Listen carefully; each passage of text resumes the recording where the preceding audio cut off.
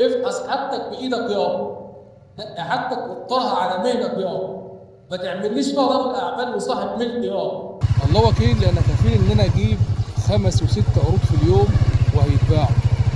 بس في ناس هتنضر من ورا مننا، في ناس هتنضر من ورا مننا.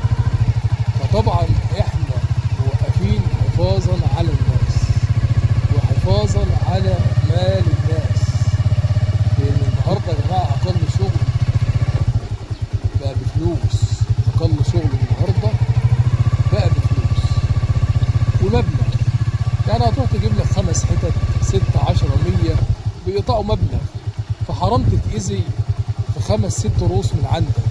تعبك او مكسبك طول الدوره راح من غير ما تحس. فالناس يا جماعه تفهم وتقدر اللي احنا فيه، وتعرف كويس جدا امتى تشتغل وامتى توقف. تمام. احنا ما بنعيبش في حد، لان التاجر ولا السوق ولا انت المربي ليك ذنب. تمام. دايما الدور اللي بيجي دلوقتي بيجي كل سنه، وكلنا عارفين الكلام ده. بيجي كل سنه وكلنا عارفين الكلام ده، واللي عنده خبره واللي شغال بقاله فتره عارف الكلام ده. فاحنا موقفين شغل تقريبا من نص 6 واخر 6، وما زال موقفين لحد دلوقتي، وهنفضل موقفين لحد اول 9. يعني ان شاء الله بدايه شغلنا وبدايه عروضنا وبدايه كل حاجه حلوه هتشوفوها هنا عندنا في بدايه شهر 9 ان شاء الله. يعني بنسبه 75% يكون الجو اتحسن عن كده، تكون موجة الحرارة انكسرت، الفيروس بدأ يروح. ولكن أنا ما وعدكش بنسبة 100%، ولكن بقول لك خلي بالك هنشتغل في أول 9، وبرضك أنت هتفحص حاجتك كل حاجة ليك واحدة واحدة. السلام عليكم. كل حاجة ليك واحدة واحدة عشان ما تنضرش في حاجة، عشان ما تنضرش في حاجة. تمام. يعني احنا بنقول هنشتغل في أول 9، زائد إن أنت عليك عامل كبير جدا، عليك عامل كبير جدا جدا جدا في فحصك للغنم بتاعتك أو العجول أو أي حاجة بتشتريها. تمام. قبل ما بيتم عملية الدفع.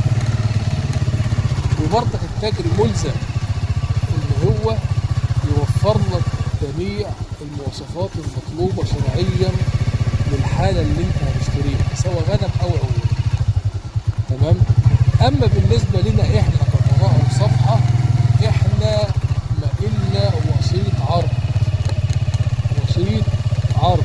يعني احنا بنعرض فقط لا غير، عشان ما تقولش وعشان ما يطلعش واحد محترم يقول لك اصل انا متابعك من زمان، فعشان انا متابعك حولت 4 مليون وانا بره مصر للتاجر اللي انت بتصور عنه. كلام غلط. مش عايز اقول لك القانون لا يحمي المغفلين، تمام، لان انت ما عصرتش بابي بالعين، ما خبطتش عليا وقلت لي تعالى اشتريني او حضرتني في الموضوع. فانت حولت الفلوس وهزرتم ولعبتم وضحكتم مع بعض، وبعد ما تشتري تنزل تقلب في الغنم. هو ده كلام؟ مالكش حاجه عن الكلام. انت فاهم قصدي؟ فاحنا بنقول الفحص ده بيتم عن طريق المشتري. الفحص بيتم عن طريق المشتري. المشتري اللي هو المربي، اللي هو اللي رايح يشتري. انت شفت عرض عند فلان رايح تشتري، اشتري بنظرك وخيالك وافحص حاجتك، وقف على غنمك خروف خروف وهو بيتحمل. تمام. لكن ما تعملش فيها شيخ العرب، وما تعملش فيها رجل اعمال وصاحب ملك وقاعد بتشيش وبتشرب السيجارتين مع الحاجه الساقعه على ما الزبون يحمل لك البضاعه. ما هو للاسف لقاك مغفل. تمام. فاحنا بنقول يا جماعه الناس تخلي بالها بقى. الناس تخلي بالها وربنا يسترها علينا وعليكم ان شاء الله. حبيبي على بالك يابا.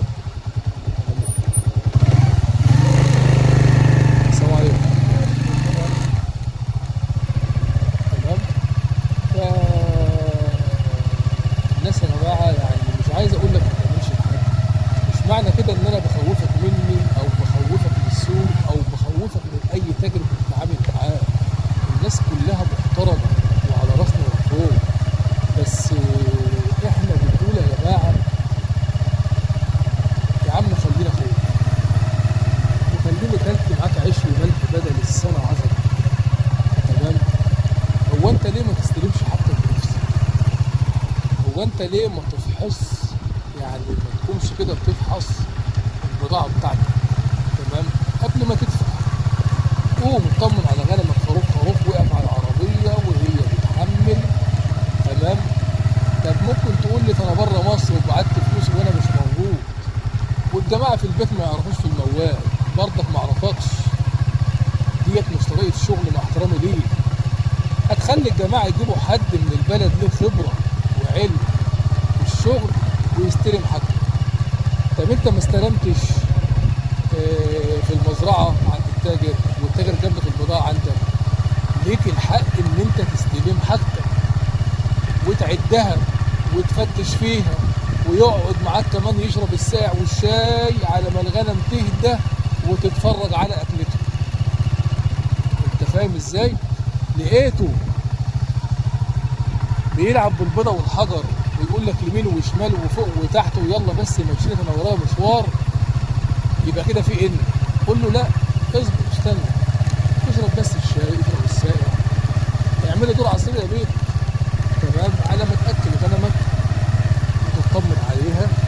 وبرضك مش عايز اقول لك ان الغنم لو جايه من سفر وداخله مكان جديد بتقعد شويه على ما تتعود، يعني نص ساعه ساعه على ما تتعود، ما تستعجلش، تمام. واستلم حاجتك يا عم، تمام، يلا يا عم الله يبارك لك كده انت استلمت. لكن مش هتعمل الكلام ده كله وترجع تعوص وتعيط، محدش هيعرفك. مع احترام الكل اللي صغير والكبير معايا، القانون لا يحمي المغفلين، تمام، والقانون لا يحمي الناس اللي هي عايزه تعمل فيها رجال اعمال واصحاب مشاريع وتتكبر على شغلها.